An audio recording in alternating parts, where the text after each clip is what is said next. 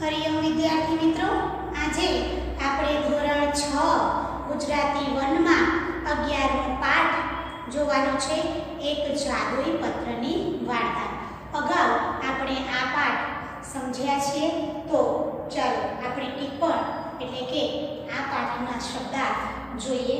વિશાળ એટલે સગાઈ, બરોબર.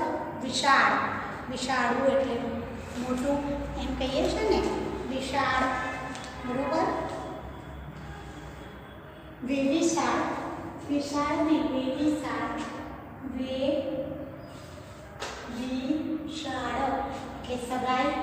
લાયન્સ ક્લબ એક આંતરરાષ્ટ્રીય સામાજિક સંસ્થા છે. દિગ્મૂઢ આશ્ચર્યચકિત, વિકટ તો કઠિન, નુસ્ખા તો ખોટા દાવા પ્રયોગો, ગલ્લા તલ્લા એટલે આડું અવળું, અમોઘ એ મૂલ્યવાન, મશગુલ તો તલ્લીન. ચાલો આ પાઠમાં આવતા રૂઢિપ્રયોગો આપણે જોઈએ. ઝંખવાણા પડી જવું એટલે છોભીલા પડી જવું. સ્તબ્ધ થઈ જવું એટલે આશ્ચર્યચકિત થઈ જવું. ઠાવકાઈથી કહેવું એટલે ગંભીરતાથી કહેવું. મોતિયા મરી જવા એટલે હોશ ગુમાવવો કે હિંમત હારી જવી. ભરાઈ પડવું એટલે ફસાઈ જવું. તો ચાલો વિદ્યાર્થી મિત્રો, આપણે આ પાઠને સમજીએ. તો નિરંજન એક રવિવારે લેખકને ત્યાં આવે છે અને કહે છે કે ચાલ આજે આપણે ફિલ્મ જોવા જઈએ. ટિકિટ લાવ્યો છે એવું આપણા કવિએ, આપણા લેખકે કહ્યું કે ના, તો ટિકિટ તો નથી. ટિકિટ ન હોય તો આજે રવિવારે ફિલ્મ જોવાની વાત કેવી રીતે થાય? લેખક કહે છે, તો કહે છે થિયેટર એ બંને. તો નિરંજન કહે છે તું જાય તો ખરો, કંઈ મેળ પડી જાય તો ઠીક છે, નહીંતર પાછા. થિયેટર કાંઈ બહુ દૂર હતું નહીં એટલે બંને જણા, અને આજે ઘરે કંઈ કામ પણ ખાસ નહોતું, એથી લેખક, નિરંજન અને લેખક બંને સાથે જાય છે. પણ થિયેટર પર હાઉસફુલનું પાટિયું રાખેલું હતું. તો કેમ હું ખોટું કહેતો હતો? લેખક કહે છે આજે યાર પત્તો જ ના ખાય. તો કહ્યું નિરંજન ઘડી પર તો ઝંખવાણો પડી ગયો. ઝંખવાણો પડી જવું એટલે છોભીલા પડી જવું. પણ એકાએક તેનો ચહેરો ઝબકી ઉઠ્યો. તેણે ખિસ્સામાંથી એક શું કાઢ્યો? કાગળ કાઢ્યો. તેણે ખિસ્સામાંથી એક કાગળ કાઢ્યો અને છાપેલા લેટર પેડ જેવું કંઈક લખેલું હતું. એ કાગળમાં શું હતું? છાપેલા લેટર પેડ જેવું કંઈક લખેલું હતું. ઘણીવાર તો આ ખરાબ અક્ષરોને કારણે એ વાંચવામાં ભૂલ થાય, એ પ્રમાણેનું કંઈ વંચાયેલું છે કાગળમાં હતું નહીં. તો વિદ્યાર્થી મિત્રો, એને ઘણો એટલે કે વાંચવાનો પ્રયત્ન કરો તો અક્ષર કે બહુ સારા નહોતા, એટલે આપણને વંચાય તેવું જ નહોતું. સુલેખનની જો હરીફાઈ યોજવામાં આવે અને કુલેખનની જો હરીફાઈ યોજવામાં આવે તો પહેલો આને નંબર મળે. સુલેખન અને કુલેખનની હરીફાઈ યોજાય ને તો આ કાગળને નંબર મળે.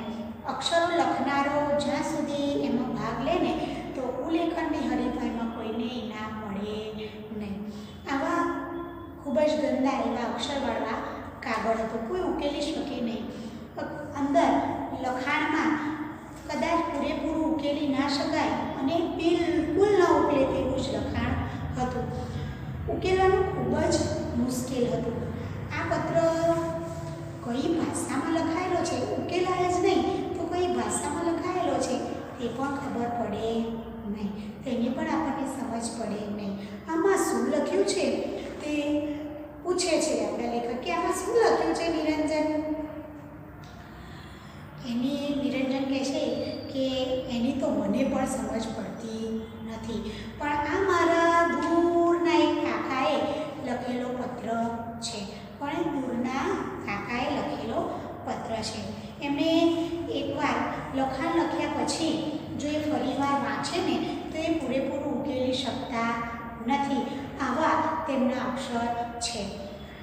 એમનો જ્યારે વિવિશાળ થયો, સગાઈ થઈ, ત્યારે આમ તો મારા કાકી અને કાકા મારા કાકી એ કાકાનું લખેલું કંઈ વાંચી શકે નહીં, કંઈ ઉકેલી શકે જ ને એવા તેમના અક્ષર. પણ મારી કાકી પૂછે કે આમાં શું લખ્યું છે કાકાને, તો કાકા પણ પોતાના જ અક્ષર ઉકેલી શકે નહીં એવા અક્ષર પણ થોડી યાદશક્તિને કારણે એ થોડું ઘણું ઉકેલી લેતા. આ રીતે કલ્પના શક્તિ અને યાદશક્તિને આધારે પત્રોમાંથી કેટલુંક ઉકેલી આપ્યું. આજે પણ મારા કાકાના આ જે પ્રેમપત્રો છે ખુલ્લા રખડે છે, કારણ કે એના પહેલું કોઈ વાંચી શકે જ નહીં. કોઈ વાંચી જાય એવો કોઈ ભય જ નહીં, ડર જ નહીં, બીક જ નહીં. નિરંજન થોડી વાર તો અટક્યો અને આ રીતે અક્ષર ઉકેલી શકાયા નહીં. આ રીતે નિરંજન થોડી વાર માટે અટક્યો અને એનો લાભ લઈ અને હું બોલ્યો, હા પણ એમની અત્યારે શી માથાકૂટ છે, ફિલ્મ જોવાય નહીં એટલે શું 3 કલાક સુધી આ પત્ર જ આપણે ઉકેલવાનું છે કે શું? જો એવો વિચારધારો હોય ને તો હું અહીંયાથી સ્પષ્ટ તને કહી દઉં કે આ પત્ર 3 કલાક શું 3 ભાવ સુધી ઉકેલી શકે નહીં. બરાબર? આવું કહે છે આપણા રતિલાલ બોરીસાગર. તેથી જ મને હવે નિરંજન કહે છે કે તેથી જ મને લાગે છે કે આપણે ફિલ્મ જોવા જઈ શકીશું. તો આપણા લેખક કહે છે કેવી રીતે? મને વાત કંઈ સમજાય નહીં, બોલ. તો કહે છે ચાલ ને તું મારી સાથે. નિરંજન આગળ ચાલ્યો અને ક્યાં ગયો? મેનેજરની કેબિનની અંદર ઘૂસ્યો અને ધીમે ધીમે ધીમે લેખક પણ ગભરાતા પગે અંદર ગયા અને પાછળ દાખલ થયા. નિરંજને શાંતિથી એ પત્ર ક્યાં મૂક્યો? મેનેજરના હાથમાં મૂક્યો અને મેનેજરે પત્ર વાળેલો હતો એ પત્ર ઉખેડ્યો, ખોલ્યો અને અંદરનું લખાણ જોઈ અને સ્તબ્ધ થઈ ગયા. નિરંજન, આ શું છે એવો સનાતન પ્રશ્ન એમના મુખમાંથી સરી પડ્યો. ત્યારે નિરંજન કહે છે વેદ સાહેબનો પત્ર છે. નિરંજને અત્યંત ગંભીરતાથી કહ્યું કે વેદ સાહેબનો પત્ર છે. વેદ સાહેબ? મેનેજર બોલે છે વેદ સાહેબ? મેનેજરને ઓળખાણ પડી નહીં અને પત્રમાં પણ કશું ઉકળ્યું નહીં. તો એ સહેજ મૂંઝાઈ ગયા. હવે આ પરિસ્થિતિનો લાભ લઈ અને અડધેથી જ અટકાવી અને નિરંજન બોલ્યો, વેદ સાહેબ એ લાયન્સ ક્લબના ડિસ્ટ્રિક્ટ ગવર્નર છે. કોણ છે? લાયન્સ ક્લબના ડિસ્ટ્રિક્ટ ગવર્નર. અને એ મારા કાકા થાય. અને એમણે કહ્યું છે કે મેનેજર સાહેબને આ પત્ર આપશો એટલે બંને મિત્રોને ફિલ્મ જોવા માટેની વ્યવસ્થા કરી આપશે. મેનેજર તો દિલપૂટ બની અને પત્ર સામે જુએ, ઘડીક પત્ર સામે જુએ, ઘડીક નિરંજન સામે જુએ, ઘડીક પત્ર સામે જુએ, નિરંજન સામે જુએ. પત્ર જે ચશ્મા હતા એના 2-3 વખત કાચ પણ એમણે સાફ કરી જોયા પણ કાંઈ વળ્યું નહીં. એટલે એને નિરંજને કહ્યું, તમે તો જાણો છો કે આ જૂનો શો હાઉસફુલ છે. નિરંજને કહ્યું, હા સાહેબ, કંઈ નહીં, હું કાકાને કહી દઈશ, ચાલો, પણ આપ ચિંતા ન કરો. આટલું કહી અને એણે અત્યંત સ્વાભાવિકતાથી મેનેજરની બિચારાના હાથમાંથી પત્ર લઈ લીધો. મેનેજર બિચારા ફરી વિચારમાં પડી ગયા. આવા વિકટ પ્રશ્નનો સામનો અત્યારની આ મહામારીમાં તમે જોઈ રહ્યા છો કે વિકટ પરિસ્થિતિમાં સરકાર પણ આ મહામારીમાં શું કરવું આ પ્રશ્નથી બિલકુલ કેવી છે? વિકટ પરિસ્થિતિમાં આવી ગયેલી છે. એ રીતે વિકટ પ્રશ્નનો સામનો કરવાની આજ સુધી આ કારકિર્દીમાં આપણા મેનેજરના કારકિર્દીમાં આવ્યું ન હતું. એમના ચહેરા પર એ સ્પષ્ટ જણાતું હતું. હવે કહે છે ઊભા રહો. બંને જણને કહે છે ઊભા રહો. હું 2 એક્સ્ટ્રા ચેરની વ્યવસ્થા તમને ચેર્સ મૂકાવી દઉં છું. ઘંટડી વાગી ટીન અને પ્યુન આવ્યો એટલે મેનેજરે કહ્યું કે બાલ્કનીમાં 2 એક્સ્ટ્રા ચેર્સની ગોઠવણ કરી દો ને, આ બંને ભાઈઓને બેસવાની વ્યવસ્થા કરી દો. પટાવાળો કહે છે જી સાહેબ. અને આ રીતે બંને માટે એક્સ્ટ્રા ચેરની વ્યવસ્થા થઈ ગઈ અને બંનેને લઈ અને જે પટ્ટાવાળો છે એક્સ્ટ્રા ચેર લઈ અને ગયો અને બંને ટીવી જે સિનેમા જોવાની હતી, જે ફિલ્મ જોવાની હતી એ જોઈ લીધી. અમને બંનેને તે લઈને ચાલ્યો અને આ જોઈ અને હું તો સ્તબ્ધ જ થઈ ગયો. આ જોઈ સ્તબ્ધ થઈ ગયો એટલે આશ્ચર્યચકિત આપણા લેખક તો આ જોઈ અને આશ્ચર્યચકિત થઈ ગયા. નિરંજન થોડો તીખડી હતો, થોડો તીખડી એટલે ખૂબ જ ખુશ મિજાજવાળો. બીજાને પચવવામાં એને જાત જાતના નુસ્ખા સૂચતા અને તે શોધ્યા પણ કરતો. એનું આજનું સાહસ ખૂબ જ અપ્રતિમ હતું.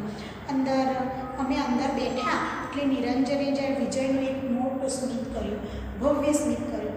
ઇન્ટરવલ થયો, ફિલ્મ જોવા બેસી ગયા બે જણા અને ઇન્ટરવલ પડ્યો એટલે વળી પાછો પટાવાળો આવ્યો અને કહ્યું, તમને બંનેને સાહેબ બોલાવે છે. આ સાંભળી અને લેખકના તો મોતિયા જ મળી ગયા કે સાચું આપણી પોલ પકડાઈ, નક્કી પોલ પકડાઈ ગઈ અને હવે પોલીસને હવાલે જ આપણને કરી દેશે અને એમાં અમારું શું થશે? નિરંજને કહ્યું કે હવે લેખકે કહ્યું, નિરંજન મામલો ગંભીર જણાય છે, ફસાઈ જઈશું, આપણે નથી જવું. ક્યાં પોલીસમાં પકડાવી દેશે તો પેલો પત્ર છે ને, નિરંજન કહે છે છૂટી જઈશું, બતાવીને છૂટી જઈશું કહી અને નિરંજન હસ્યો અને ઓફિસમાંથી લોકો ગયા. આવો ઓફિસમાં ગયા એટલે બંનેને આવો બેસો, ચા લો, કોફી લો. મેનેજરે અત્યંત વિવેકથી પૂછ્યું. નિરંજન કહે છે કે એવી તકલીફ રહેવા દો સાહેબ. શું કહે છે? એવી તકલીફ રહેવા દો સાહેબ. અરે એમાં તકલીફ સાની? ચા તો મંગાવી જ દીધી છે, તમને ફિલ્મ જોવાની કંઈ તકલીફ તો નથી પડી ને? તો કહે છે ના રે ના. હવે આપણા લેખક કહે છે કે ના રે ના, આજે અમને ખૂબ મદદ કરી છે. શિષ્યમાં જેમ ગુરુ સમજાવતા હોય ને શિષ્યની બધી જ વિદ્યા ગ્રહણ કરતો હોય એમ પ્રસન્ન અને વાત્સલ્યપૂર્ણ નજરે નિરંજન જોઈ રહ્યો. શિષ્ય પ્રતિ જોઈ અને નિરંજન લેખકની સામે જોઈ ગયો. અરે આમાં મદદ સાની? એ તો ફરજ છે. મેનેજર કહે છે આમાં મદદ સાની? આ તો ફરજ છે. આમ તે દિવસે રવિવાર હોવા છતાં અને અગાઉથી ટિકિટ ન લીધી હોવા છતાં અમે ફિલ્મ તો જોઈ અને પાછી એ પણ કેવી મફત જોઈ. અને નિરંજને કહ્યું મજા આવી ને? તે તો હવે લેખક કહે છે તે તો સાલા એકને બદલે 2 ફિલ્મ જોઈ, ખરું ને?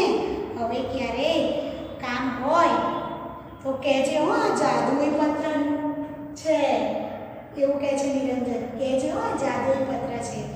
આવો જ એક બીજો પ્રસંગ જોઈએ.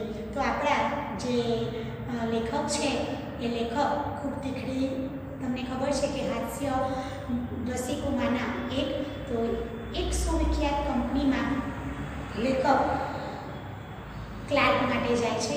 સુવિખ્યાત કંપનીમાં ક્લાર્ક લેવાના હતા અને એમાં લેખકે અરજી કરી હતી. લેખકે છે 15 દિવસ પછી મારો ઇન્ટરવ્યૂ હતો.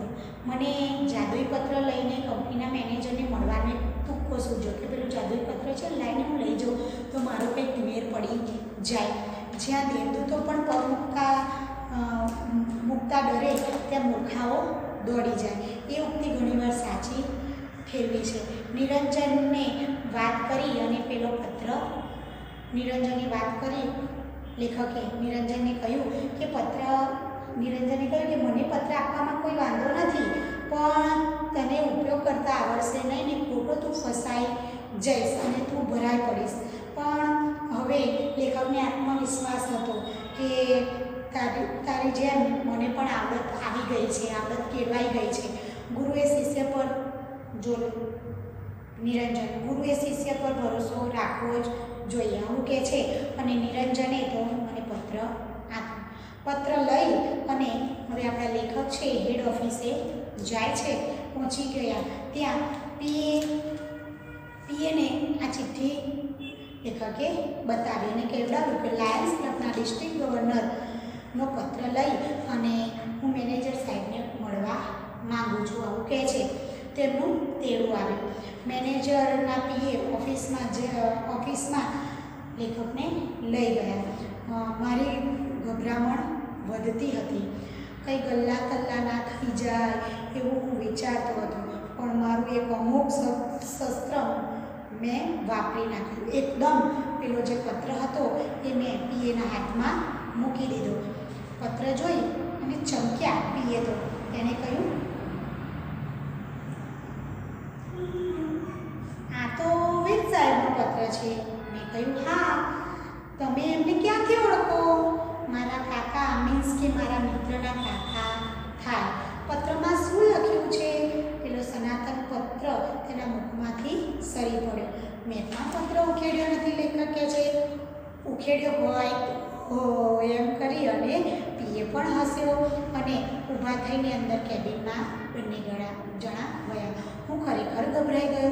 કુરુક્ષેત્રના મેદાનમાં જેમ અર્જુનની જેવી સ્થિતિ હતી એવી મારી સ્થિતિ થઈ હતી. પણ મારો કૃષ્ણ નિરંજન ત્યાં હાજર હતો નહીં. થોડી વારે પીએ બહાર આવ્યા ને કહ્યું, અંદર જાઓ, સાહેબ બોલાવે છે તમને. હવે તો હું ધ્રુજવા જ લાગ્યો અને ઘડીભર તો થયું તેથી નાસી જાઉં, પણ એવું કરવામાં મારી હિંમત નહોતી. ફાંસીની ખોલી તરફ જતો હોઉં એમ ફાંસીએ ચડવાનું હોય ને જેમ ખોલીએ ચડતો હોઉં એમ ઘસરાતા પગે હું અંદર તો ગયો, પણ અંદર સાહેબ બેઠા હતા. હું અંદર ગયો ત્યારે પત્ર ઉકેલવામાં તે પોતે મશગુલ હતા. હું જઈને ઊભો રહ્યો એટલે કે બેસો. હું બેઠો અને એમણે કહ્યું, તમે વેદ સાહેબને કેવી રીતે ઓળખો? તો મારા લેખક કહે છે કે મારા મિત્ર વેદ સાહેબના નિરંજનના કાકા થાય. મને લાગ્યું કે પત્રની અસર થઈ રહી છે. એમ નિરંજન તમારો મિત્ર છે? એ જે ઇન્ટરવ્યૂવાળા કાકા બેઠા હતા એમણે કહ્યું, સારું, પત્ર તો આ મારો જ છે. શું કહે છે? પત્ર તો આ મારો જ છે, પણ મને જ મારા અક્ષર ખબર નથી. સ્વગત બોલતા એમણે કહ્યું, પણ શું લખ્યું છે તેનો અત્યારે મને કોઈ ખ્યાલ નથી. આ જે વ્યક્તિ બેઠા હતા એ પોતેનો જ પત્ર હતો. તે કહે છે કે મેં શું લખ્યું છે મને ખબર નથી. આ પત્ર મારા પર લખાયેલો છે એનો મેળ બેસતો નથી. મેં મારી જ પર કદી પત્ર લખ્યો નથી એવું મને કંઈ યાદ પણ આવતું નથી. આ સાંભળી અને લેખકને તો ધરતી ફાટી ઉઠી. ધરતી ગોળ ગોળ ગોળ ફરતી લાગી અને સાહેબના ટેબલ પર પડેલા પાટિયા ઉપર એમની નજર ગઈ લેખકની અને લખ્યું હતું એમ, જીવેદ. મારું નસીબ જ મને વેદ સાહેબની જોડે ખેંચી લાવ્યું હતું. મેં નિરંજનની વાત કરી હોત તો આ ગોટાળો ના થાય કે મારે આ રીતે જવાનું છે ઇન્ટરવ્યૂમાં. પણ હવે જે થયું એ વેદ સાહેબ તો હજુ પત્ર ઉકેલવામાં જ પ્રવૃત્ત હતા કે શું લખ્યું છે. થોડી વાર પત્ર સામું જુએ, થોડી વાર મારી સામું જુએ. પછી જાણે સ્વગત બોલતા ફરી બોલ્યા કે મેં નિરંજને એના કોઈ ભાઈબંધ માટે આવો પત્ર કંઈ લખી આપ્યો હોય એવું કંઈ મને યાદ આવતું નથી. પણ આ લેટર પેનને અક્ષર તો કહે છે મારા જ છે. બરોબર? મારા પત્ર કોને ઉદ્દેશીને લખ્યો છે તેને મને કોઈ ખ્યાલ આવતો નથી. જો કોઈ ખ્યાલ આવે અને કંઈક સમજાય પણ કહે છે ચલો ઓલ રાઈટ. તમારે કામ શું છે? લેખકને કહે છે, સાહેબ મેં ક્લાર્કની નોકરી માટે અરજી કરી છે. ઓહો, એમ વાત છે. અઠવાડિયા પછી તપાસ કરજો એમ કહે છે. અને અઠવાડિયા પછી આપણા જે લેખક છે એ ત્યાં જાય છે અને આજે પણ આપણા લેખક વેદ સાહેબની ઓફિસમાં ક્લાર્ક તરીકે છે. અલબત્ત પેલો જાદુઈ પત્ર વેદ સાહેબ પાસે જ રહી ગયો એનો અમને ઘણો અફસોસ છે. મને અને નિરંજનને આ પત્ર જતો રહ્યો એનો ઘણો અફસોસ કેટલાય દિવસો સુધી રહ્યા કરશે. તો જોયું ને આ જાદુઈ પત્ર, જોયું ને કેવી રીતે જાદુઈ પત્રથી બંને કામ થઈ ગયા. તો ચાલો આપણે હવે આ પાઠ એનિમેશન દ્વારા જોઈશું.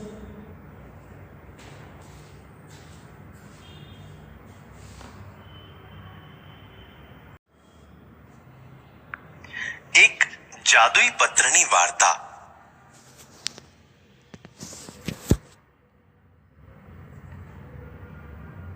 બાળ દોસ્તો, હવે આપણે લેખકના જીવન વિશે પરિચય મેળવીએ. એક જાદુઈ પત્રની વાર્તા એ એક હાસ્ય કથા છે, જેના લેખક છે શ્રી ડોક્ટર રતિલાલ બોરીસાગર. તેમનો જન્મ 31મી ઓગસ્ટ 1938ના રોજ થયો હતો. તેઓ અમરેલી જિલ્લાના સાવરકુંડલાના વતની છે અને હાલ તેઓ અમદાવાદમાં રહે છે.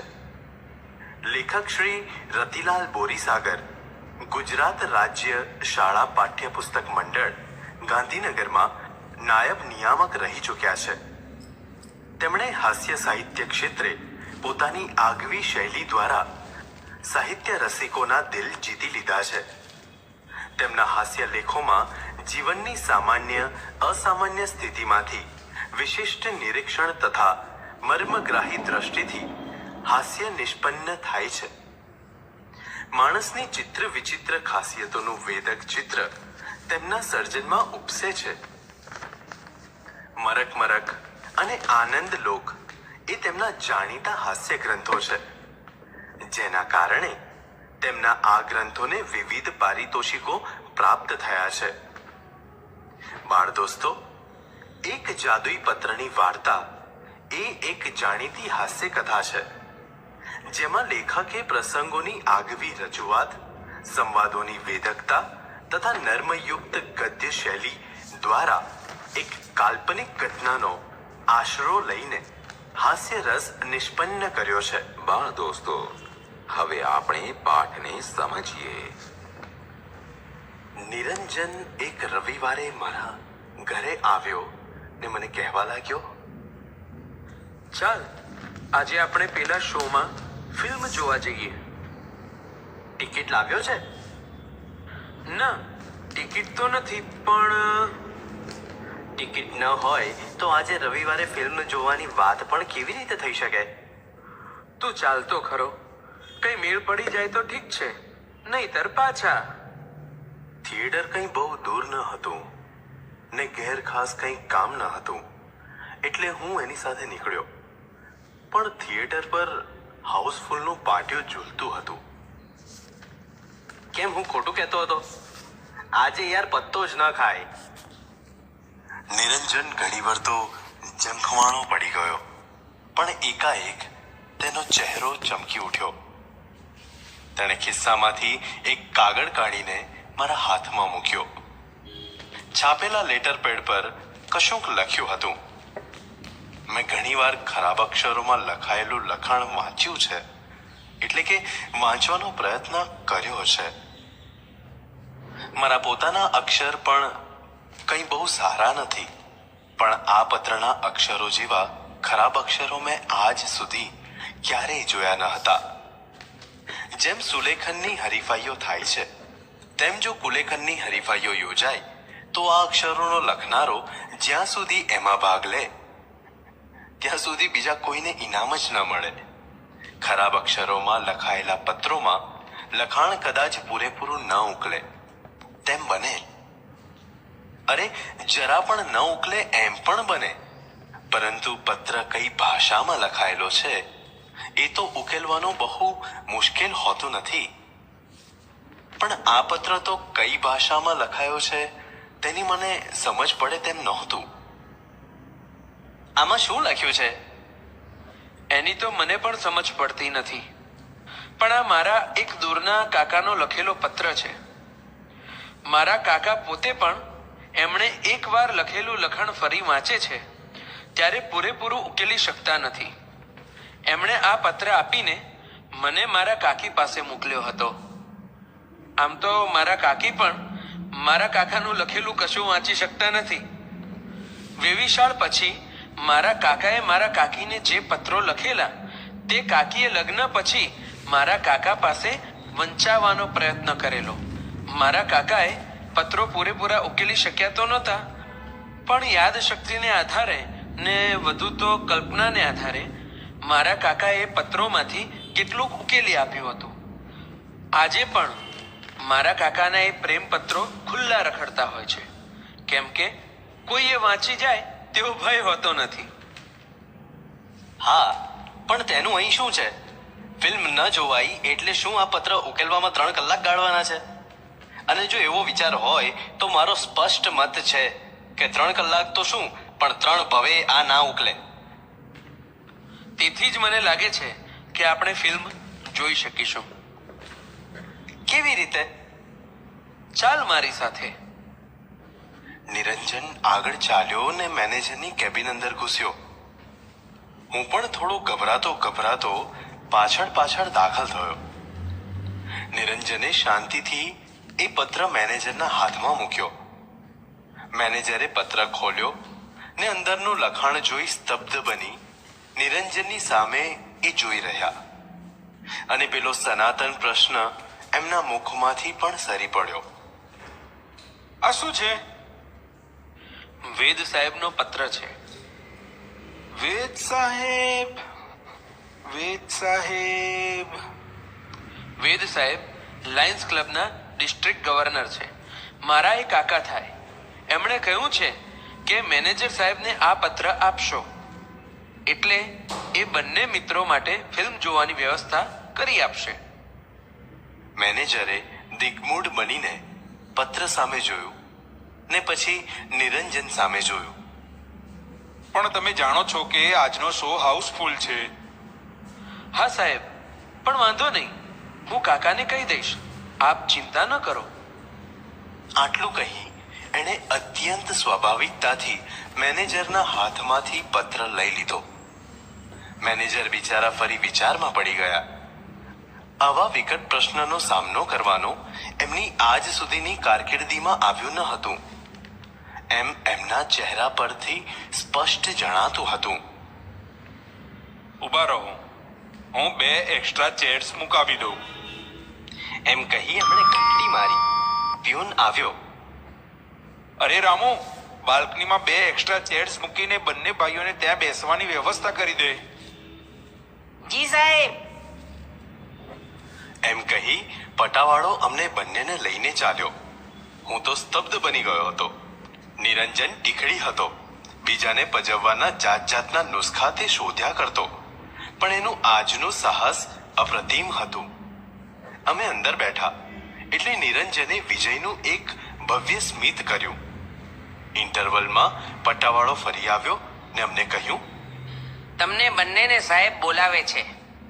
આ સાંભળી મારા તો મોતિયા જ મરી ગયા. મને થયું નક્કી પોલ પકડાઈ ગઈ લાગે છે ને હવે પોલીસને હવાલે જ કરી દેશે તો અમારું શું થશે? એટલે મેં નિરંજનને કહ્યું, નિરંજન, મામલો ગંભીર જણાય છે. ફસાઈ જઈશું. હો, આપણે નથી જવું. ક્યાંક પોલીસમાં પકડાવી દેશે તો? પેલો પત્ર છે ને, બતાવીને છૂટી જઈશું. અમે ઓફિસમાં ગયા એટલે મેનેજરે અમને અત્યંત વિવેકથી પૂછ્યું, આવો બેસો. ચા લેશો ને? એવી તકલીફ રહેવા દો સાહેબ. અરે એમાં તકલીફ શાની? ચા તો મંગાવી જ લીધી છે. તમને ફિલ્મ જોવાની કઈ તકલીફ તો નથી પડી ને? નારેણા સાહેબ, આપે આજે અમને ઘણી મદદ કરી છે. અરે એમાં મદદ શાની? એ તો અમારી ફરજ છે. ચા પીવાઈ રહી. અમે મેનેજરને નમસ્તે કરીને બાકીની ફિલ્મ પૂરી કરવા અંદર ગયા. આમ તે દિવસે રવિવાર હોવા છતાં અને અગાઉથી ટિકિટ ન લીધી હોવા છતાં અમે ફિલ્મ જોઈ અને તે પણ મફત. મજા આવી ને? તે તો સાલા એકને બદલે 2 ફિલ્મ જોઈ. ખરું ને? હવે ક્યારેય આવું કામ હોય તો કહેજે. આ જાદુઈ પત્રથી થઈ જશે. એક સુવિખ્યાત કંપનીમાં કેટલાક ક્લાર્ક લેવાના હતા. મેં અરજી કરી હતી.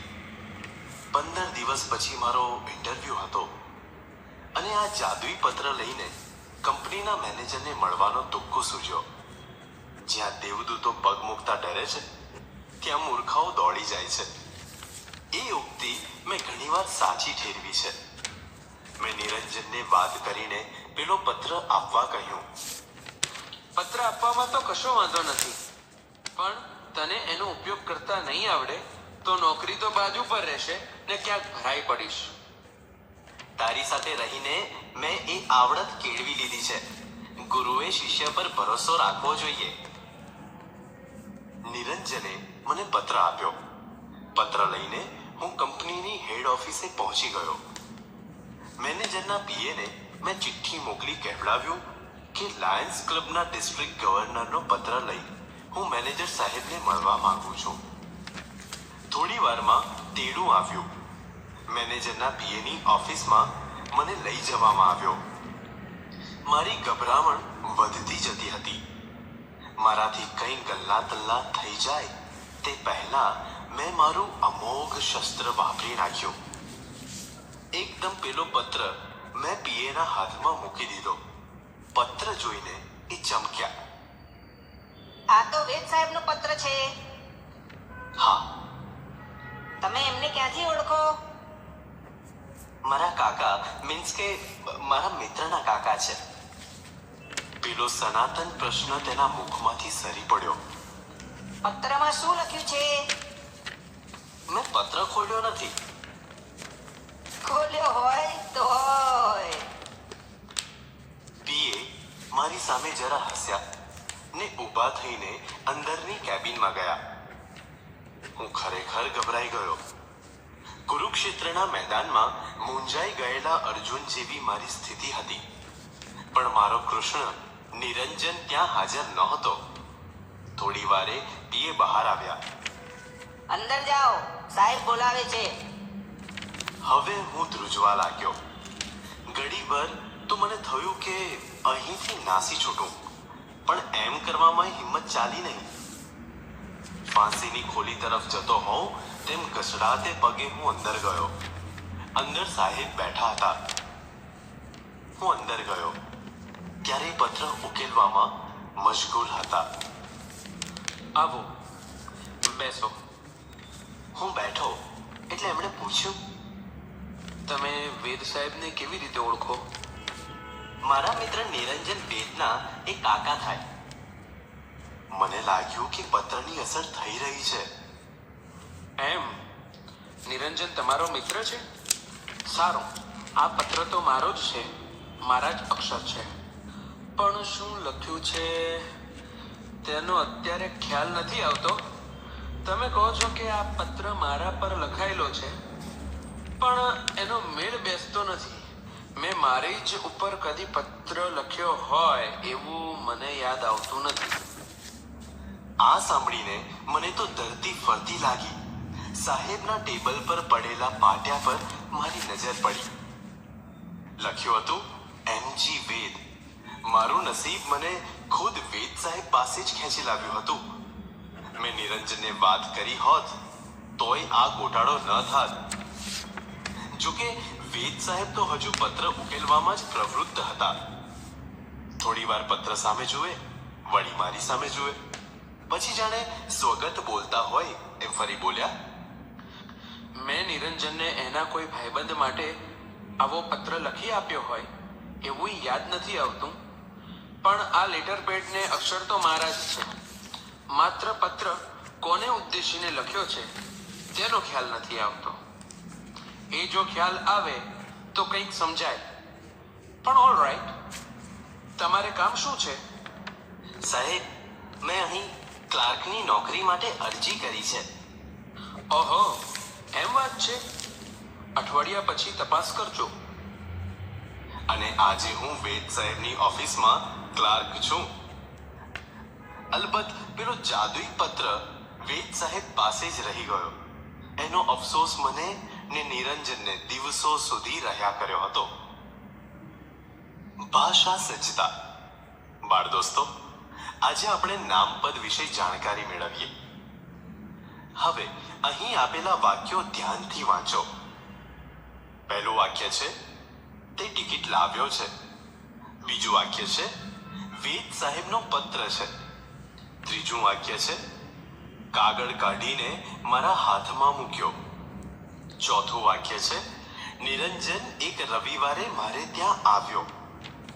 બાળ દોસ્તો, ઉપરના ચારેય વાક્યોમાં તમે જોશો કે ટિકિટ, પત્ર, કાગળ, હાથ, નિરંજન અને રવિવાર જેવા શબ્દો કોઈ ચોક્કસ વ્યક્તિ, પદાર્થ કે વસ્તુની ઓળખ સૂચવે છે. તેથી ટિકિટ, પત્ર, કાગળ, હાથ, નિરંજન, રવિવાર વગેરે શબ્દો નામો છે. આવા નામોને જુદા જુદા પ્રકારોમાં વહેંચવામાં આવે છે. તો હવે આપણે નામના પ્રકારો વિશે જાણકારી મેળવીએ. જો પહેલો પ્રકાર છે વ્યક્તિવાચક નામ. વ્યક્તિની ઓળખ સૂચવતા નામને વ્યક્તિવાચક નામ કહે છે. ઉદાહરણ તરીકે ગાંધીજી, સચિન, શિવાજી, ભગતસિંહ વગેરે વ્યક્તિવાચક નામો છે, કેમ કે આ બધા નામો વ્યક્તિની ઓળખ આપે છે. બીજો પ્રકાર છે દ્રવ્યવાચક નામ. પદાર્થ જો દ્રવ્યને એટલે કે ઘન અને પ્રવાહી સ્વરૂપે સૂચવતો હોય તો તેને દ્રવ્યવાચક નામ કહે છે. ઉદાહરણ તરીકે દાળ, ચોખા, રૂ વગેરે ઘન પદાર્થો અને ઘી, તેલ, પાણી વગેરે પ્રવાહી પદાર્થો. તેથી આ બધા દ્રવ્યવાચક નામો છે. ત્રીજો પ્રકાર છે જાતિવાચક નામ. આખા વર્ગની જાતિને સૂચવવા માટે ઓળખવામાં આવતા નામને જાતિવાચક નામ કહે છે. ઉદાહરણ તરીકે ગાય, બકરી, છોકરી વગેરે જાતિવાચક નામો છે, કેમ કે આ બધા નામો આખા વર્ગની જાતિ સૂચવે છે. ચોથો પ્રકાર છે સમૂહવાચક નામ.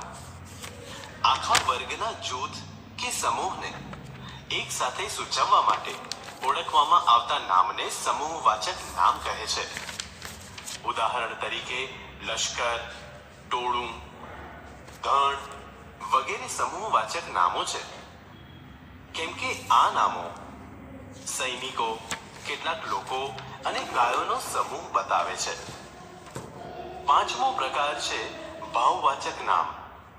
જેનો માત્ર અનુભવ કરી શકાય તેવા ભાવો, લાગણીઓ કે ગુણોને ઓળખવામાં આવતા નામને ભાવવાચક નામ કહે છે. ઉદાહરણ તરીકે પ્રેમ, ગુસ્સો વગેરે ભાવવાચક નામો છે. જુઓ, અંતિમ પ્રકાર છે ક્રિયાવાચક નામ. ક્રિયાને સૂચવવા માટે ઓળખવામાં આવતા નામને ક્રિયાવાચક નામ કહે છે. ઉદાહરણ તરીકે દોડ, ચાલ, ખેંચ વગેરે ક્રિયાવાચક નામો છે, કેમ કે આ બધા જ નામો કોઈ વ્યક્તિ કે પ્રાણી દ્વારા થતી ક્રિયા સૂચવે છે. ટૂંકમાં કહીએ તો આ બધા નામો જ્યારે વાક્યમાં વપરાય છે ત્યારે તેને નામપદ તરીકે ઓળખવામાં આવે છે. એક વાક્યમાં એક કે એક કરતાં વધુ નામો હોઈ શકે, કારણ કે એમાં કોઈ ચોક્કસ વ્યક્તિઓ, પદાર્થો કે વસ્તુઓ વિશે વાત કરવામાં આવી